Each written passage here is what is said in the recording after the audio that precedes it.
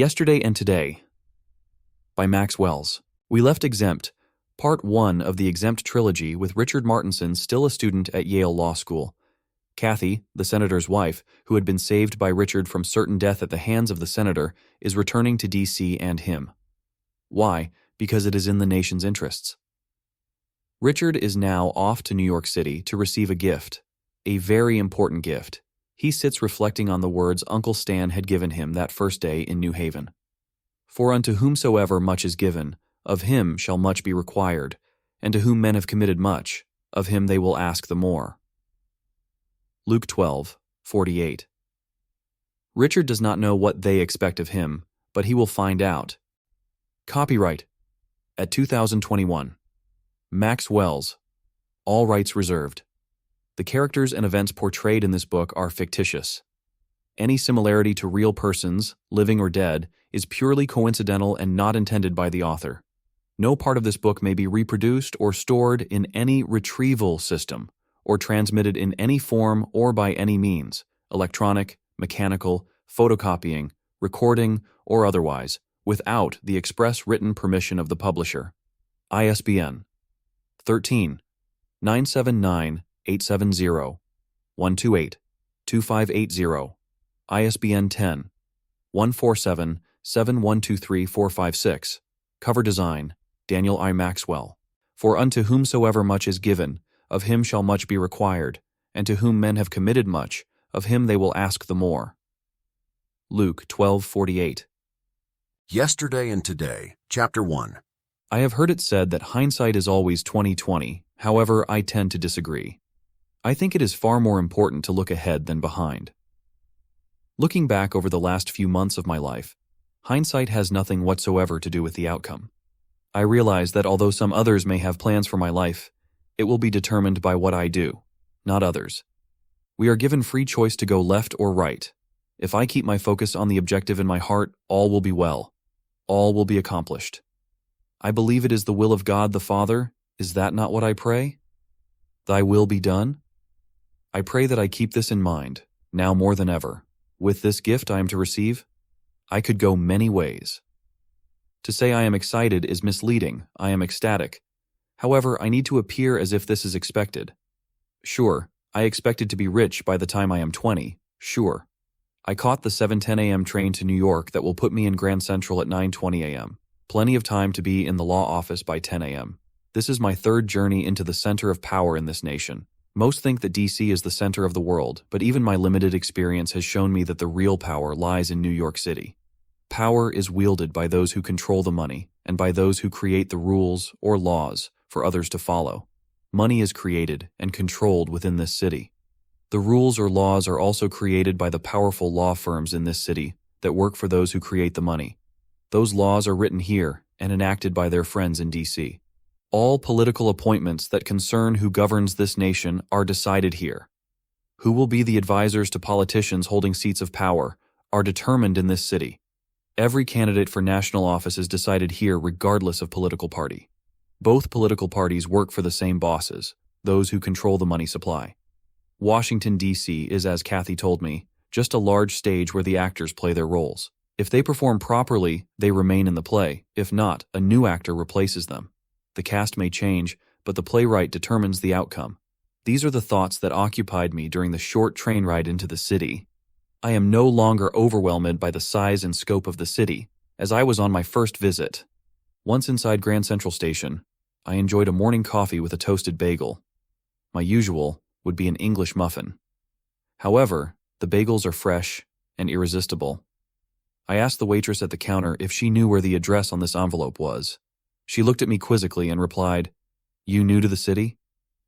"Sort of," I told her. "This is my third trip. Building is only 3 blocks from here. Are you walking? Only 3 blocks? I got 20 minutes to waste anyway."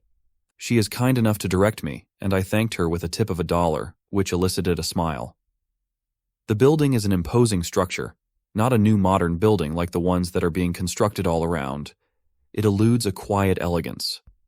I am directed to the 17th floor. The elevator opened into an extravagant reception area, with an efficient-appearing receptionist seated behind the desk. This lady looks like she has the secrets to all. Her nose is held quite high if you understand my meaning. Hello? Richard Martinson to see Steve Volman. Is he expecting you? The lady asked. Yes, he is. Richard Martinson to see you, sir. Tell him I will be right out, replied Volman. Take a seat, Richard. Mr. Volman will be with you. May I get you some coffee or water? Hello, Richard. You are right on time. Was your trip from New Haven pleasant? Steve Volman asked. Come on back. I notice you brought copies of the documents. Steve's office is not a partner's corner office, but functional. I'm new with the firm, and I need to climb the ladder to receive one of those plush offices and private secretary, as if to apologize for his modest space. I understand you are at Yale Law. I am from Dartmouth. Your benefactors want you to have a secure future from what I see. Did you read all these documents? Yes. The organization seems straightforward. I understand control is with 3 directors, of which I am one. Stan and Morris hold the other positions. Basically, yes. However, this is set up as a non-profit foundation, and there are rigid rules that apply, legal and accounting. Additionally, the purpose and objectives of the foundation must be maintained for it to continue. Pathway is entitled to accept donations and grants from others as long as the funds are used for the purpose declared in the bylaws and approved by the board. Pathway is a religious organization and may not engage in political activities. Pathway may contribute to any other nonprofit organizations for any purpose contained in the bylaws and approved by the board. The board is to meet monthly on the first Monday of each month. This can be accomplished by telephone, provided minutes are recorded and placed in the minutes book. You are responsible for day-to-day operations and record keeping. There are no restrictions placed on you, except any expenditure over $5,000 must have board approval. In the event any board member is no longer able to serve, due to health reasons or otherwise, a new board member will be appointed by you, with approval of the remaining board member. Any questions? Steve, this is clear. What is not is the funding. How is this to be funded? Good question. This is how it was funded. There has been an initial contribution of $50,000. They set aside stock in 2 corporations. The stock is not owned by Pathway. However, all dividends from that stock are paid quarterly to Pathway. Pathway does not enjoy voting rights to the stock. Only the dividends are a donation to Pathway. The donors will retain full ownership of these stocks. Pathway, however, in the event of the stock involved, splits the created stocks over the original amount accrue to Pathway. This sounds complex, but is not. Here are the stocks involved. General Electric. Pathway is assigned 1,000 shares of the common stock, which has a current value of $75 per share. Next, IBM Corporation, also 1,000 shares. The current value of this stock is $578 per share. Pathway will not be the beneficiary if the stock price increases. Pathway will only benefit from stock ownership if the stock is split, and the new shares do not diminish the value of the donor's original as of today. Our firm will monitor and determine who receives any new shares of stock so split. Each of those corporations pays a quarterly dividend. Pathway bank account has been established at Chase Manhattan. Your check register is here. All that is needed is your signature. Your signature is the only one needed. Neither of the other directors are signatories to the bank account. Once you have signed all the papers, I will make copies for your records and send the signature card over to Chase. Well, Richard, you are now president of Pathway Foundation. You must have clear objectives in mind for them to place such a large trust in you. Thank you, Steve. I know where to go. It is how to get there I seek. Richard, are you going to be in the city for the night? If so, I would like to introduce you to people who can perhaps help you. No, Steve, but thank you. I am going to visit a friend in the city and return to New Haven. I missed so many classes. Dean Rostow must think I'm a slacker. Richard, with your friends, the dean will not complain in any way. Here is my card. Thanks. I never had a business card. Now I will order some. Richard Martinson, President, Pathway Foundation. Sounds rather nice. Sounds great to me. Do you have a briefcase to carry all these documents? No, but now I have a check. I can purchase my own? Is there a shop around that sells leather ones? Richard, this is New York City. Walk around the corner. Someone will pop out of the alley with whatever you want. Heck, you can buy a gold Rolex for $10. Everything is for sale here. Let me get you something to carry those important papers in. Richard, Please join me for lunch in the partners' dining room. Meet the partners. Thanks. I am short on time. Richard, I was hoping you would give me an opportunity to enter. I don't enjoy enough seniority to use it, but if I am with a client of the firm, I am allowed. This would provide me an opportunity to sit with the big boys. Steve, for that reason, how can I refuse? We will get a bite and show you off. Steve led me to the elevator and we ascended to the 20th floor. The entire floor is occupied by what appears to be the dining room of an expensive private club, which it is. The walls are paneled in dark-grained wood. Large wood-covered pillars seem to hold up the ceiling, are also paneled, but in a lighter grain wood. Large crystal chandeliers are positioned every 20 feet, hanging over each section of 4 tables. The room is surrounded by large windows almost 20 feet high overlooking the entire city, out to the East River and beyond. Dark emerald green draperies hung from floor to ceiling. The floor is carpeted with a thick plush emerald green carpet to match the drapes. Each table is positioned over a gold emblem of the firm woven into the carpet. There are 6 chairs at each table covered with white cotton linens starched and pressed as new. The chairs are high back, covered with black leather. The center of this grand room holds a larger table with 12 chairs. This must be for senior partners. When we entered, the maitre d' bowed slightly and led us to our table, not by the windows, and not in the center, but just off to one side. I noticed all eyes were upon us as we walked to the table past all other tables. Here I am 20 years old, wearing khakis, penny loafers, and my navy blazer, following a junior associate not much older than me. Luckily I wore a tie today. Most of the time I do not. I am laughing, inside, realizing every man in this room wonders who in the hell this kid is, and I doubt they knew Steve either. Anyway, mission accomplished.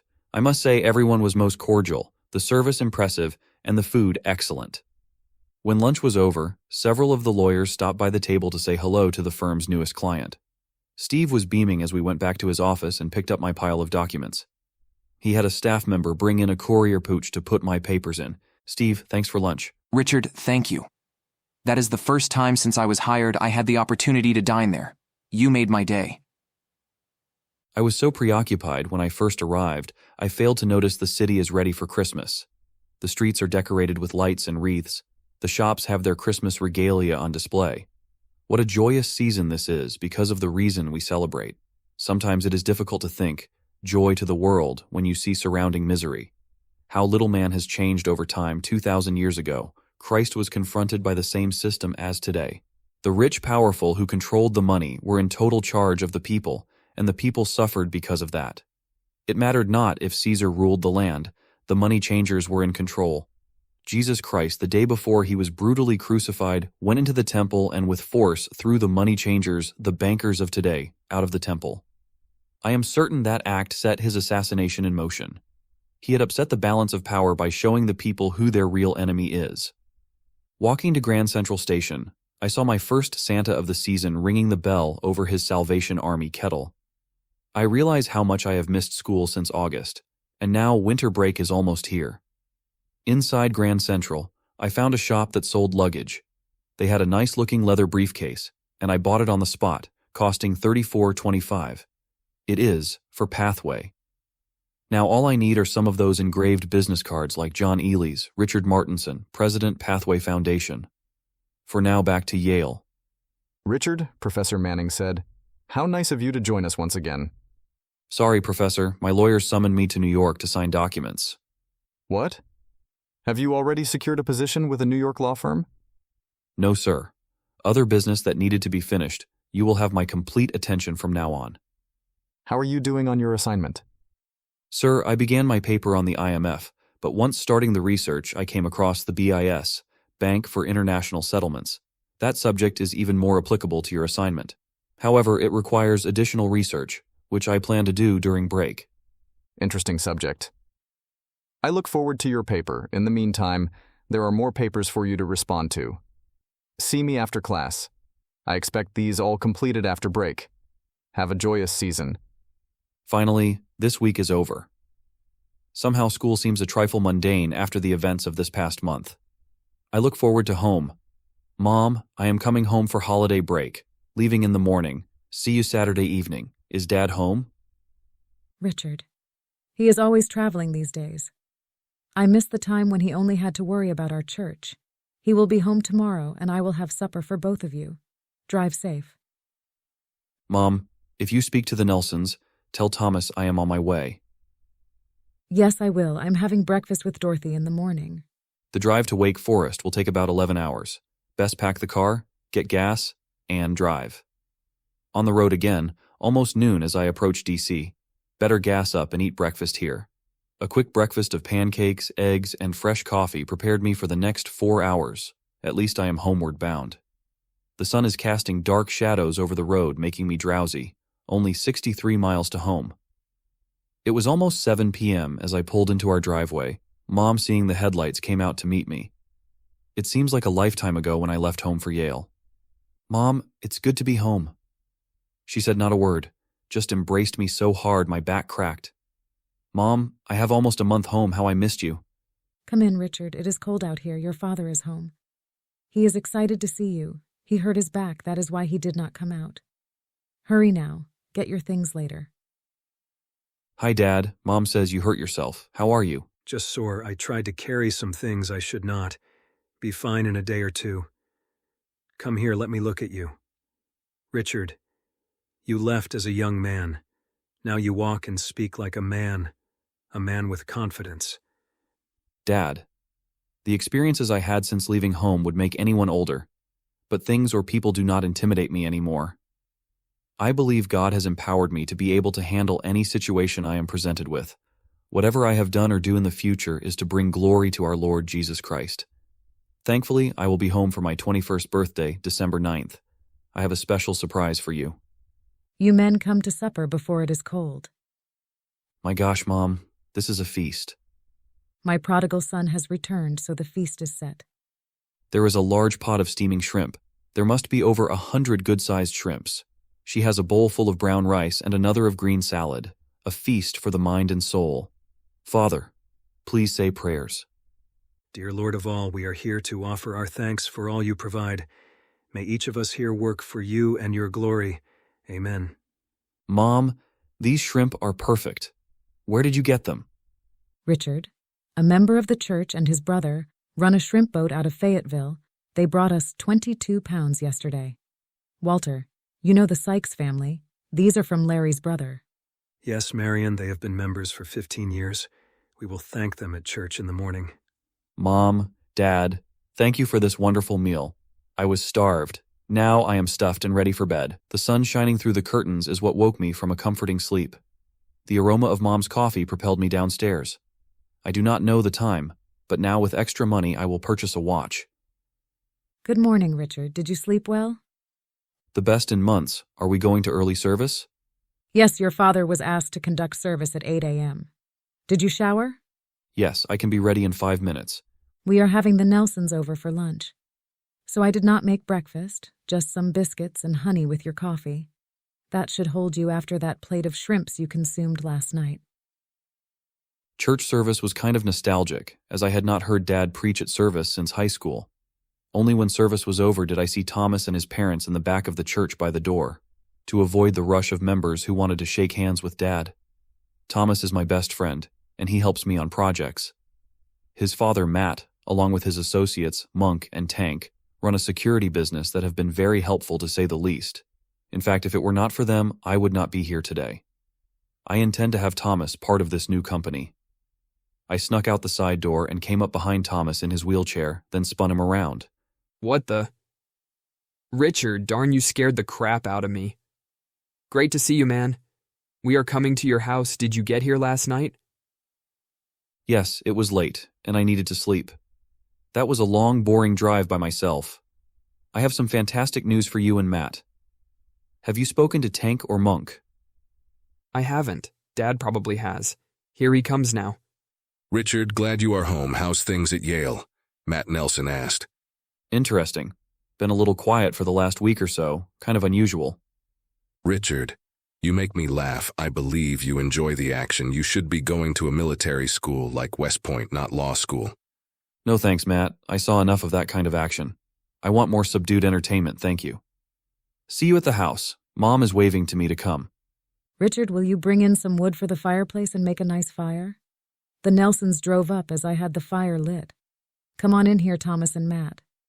Mom came out and took Dorothy's hand and said, Let the men talk in private. Richard is anxious to tell them something. Dad, please come in here. I want to talk to you all. Let's pull up chairs around the fireplace. Dad, some of what will be said is confidential and must not be discussed outside this room. However, you need to know as it involves you. You know that Matt and his associates have formed a security agency. They also conduct intelligence for clients. Without their help, I would not be here today. Son, what are you talking about? Dad, please just hear me out. Questions later. I was in New York on Monday meeting with the law firm of Sherman & Sterling. They are a major firm in the city. Their firm prepared the documents for a new foundation to be named Pathway. This new foundation is organized as a religious nonprofit dedicated to protecting the Christian church in America and keeping this nation as one nation under God, as our founding fathers directed. I am named president of this foundation and one of 3 directors. Richard, what are you talking about? How could you, at 20 years old and still in college, be named president of anything? Dad, 21 in 2 weeks. God moves in ways we do not comprehend. We do not understand His purpose, but must follow His path. He led me here, and I will follow. I trust you will understand. Richard, there is so much that has occurred in these past months I do not understand, but those are choices you alone can make. I will support anything you do. Thanks, Dad. Now, this foundation is funded with $50,000, plus the quarterly dividends from 1,000 shares of General Electric stock and 1,000 shares of IBM. The dividends will provide adequate income to accomplish the objectives of the foundation without interference. I am the sole signature on the bank account and need only the other directors' approval for an expenditure over $5,000. My first expenditure was to purchase a briefcase in New York. The second will be to retain the services of Matt's agency. I will need a great deal of intelligence to accomplish what needs to be done. Matt, will a retainer of $1,000 per month be adequate? Richard, you amaze me. But one thing I learned is to trust you. Sure, it would be great. I will have to talk to my associates to confirm. Super, Matt. If you can prepare a contract, I will be happy to sign it. I need to have complete records to remain a tax-exempt foundation. Richard, where did the money come from? Sorry, Dad. Some things must remain confidential even from you. Matt, have you found anything about the action going on in Southeast Asia? Richard, we will talk about that later. I will set up a get-together with the team before Christmas where we can go over the details. Matt, one more thing I request is Thomas be given a job in your group. If you need more money, we can work it out. He has been doing my research and intel work. He is superb. I could not have done most of what I did without his help. Oh, Dad, I would like it if you can look over the work Thomas has been doing regarding college. I copied him with all the books and tests I took at Duke. He is an ace. His results exceeded my own. Would you consider putting in a recommendation for him at Duke? I am sure Thomas would pass any exam they asked. Richard and Thomas, I will be more than pleased to recommend this fine young man. He deserves a break. Give me a week on this. Thank you, Dad. This is very important. Hey, Richard, Thomas punched me to exclaim, It's important for me. Talk, men. I have great shrimp for you all to munch on while we fix a proper lunch. I should make you sit at the table, but you seem so comfortable here, I will just bring plates. Here, dig in, but don't put the peelings on the floor. They go in this bowl, use napkins, and keep your pants clean. Richard, with all your extra activities, how are you doing at school? They gave me a lot of work to complete over break, but since they received this letter from President Kennedy thanking them for training such a fine lawyer, I don't think I will have any problems with the dean. President John F. Kennedy sent a letter to Yale about you? Yes, he did. Sent it to Dean Rostow, who was floored. I could tell by the look he gave me that my time at Yale would be a breeze, or they would like me to leave early, whatever. It's great. Matt, can I show you something? It is upstairs in my room, Dad. Thomas, excuse us for a minute. Matt, the first thing I would like for your team to check out is this. It is my understanding President Kennedy will be appointing a man named McGeorge Bundy to be his national security advisor. This man will not be a friend to Kennedy. Who is behind this appointment? Is this something your group can handle? Holy shit, man. Do you know what you are asking? This man will have the entire security apparatus of the United States under his authority. He can, in that position, direct our foreign policy if he or someone behind him so directs. He will be able to support or subvert the President of the United States. My Lord Richard, what are you involved with? Nothing, Matt. Just curious, I was told of this pending appointment. I don't think Kennedy is aware of it yet. Someone told me a time ago, look at the advisor to determine who directs or truly holds power. If there is anything to this, I would like to alert Kennedy. I believe he is a capable man who can be a great precedent, if they allow him to be. Who are they, Richard? Matt, that is what I need you to find out. You are the experts.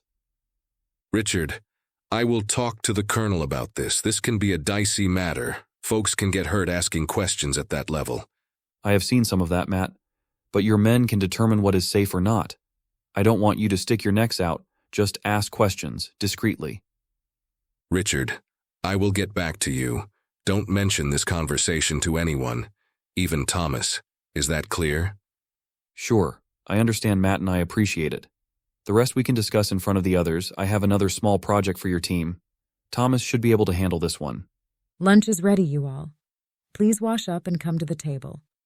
Richard, or should I say Mr. President, will you lead us in prayer? Richard will be fine. Thank you, Mom. Our dear Heavenly Father, thank you for this blessed family and all the many gifts you bestowed upon us. Guide each of us in all we do. May it only be your will, not our own. Amen. Thomas, I have a project that I need your help with. I discussed some of it with Matt, and I think you are the best man to do this. Well, don't you think I need to know what it is? Truly, that might help. The Bank of International Settlements, or BIS. What is its purpose? Who funds it? Who owns it? Richard, you began by getting involved in Virginia, then in national affairs in D.C. Now international affairs. Where is this going? Dad, you raised me to be curious, ask questions, read, study, and broaden my mind. That is what I'm doing. Trying to find out how this world operates and who is in charge. He who has the gold makes the rules. I read that the BIS controls, or at least keeps the records for all banks' gold transactions. They seem to be at the center, and that is what interests me. The Church and the family of Christ need to be informed, not misinformed as to the world around them. We need more informed Christian leaders in the cities, counties, states, and national politics. We have allowed through our silence and even laziness for the wrong sort to be our leaders. For as God hath said, Thou shalt in any wise set him king over thee, whom the Lord thy God shall choose. One from among thy brethren shalt thou set king over thee. Thou mayest not set a stranger over thee, which is not thy brother. I remember that verse as Deuteronomy 17:15 or close. The key words are brethren or brother, one from the same family, the family of Christ, and mayest not, which means we cannot. How many of our leaders are Christians? Dad, you know this best. What percentage of the U.S. population claim to be Christian?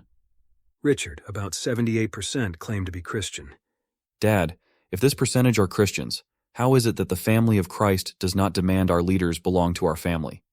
God told us we must not set leaders over us who are not brethren. Richard, we have a public policy of separation of church and state. We may not demand Christians lead us. Who made that policy? It is written in our Constitution, the law of the land. Dad, are you certain? I read the Constitution with care and found no such. No, I don't think I read it. However, this is what I was taught. That is the problem. If you tell people something, then they are taught it in school. Without someone to speak the truth, people accept it as true. You can make people believe anything, the secret of advertising. Just repeat it over and over. It soon becomes an accepted truth. If the Pathway Foundation can accomplish one thing, it will be to convince the church to speak to the truth and be the voice that counters the propaganda. I am impressed by the leaders of the colored churches.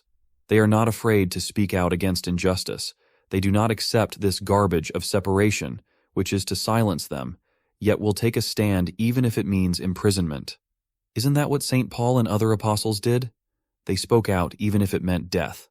The silent ones are our white Protestant churches. Richard, perhaps you should transfer to divinity school. No, Matt.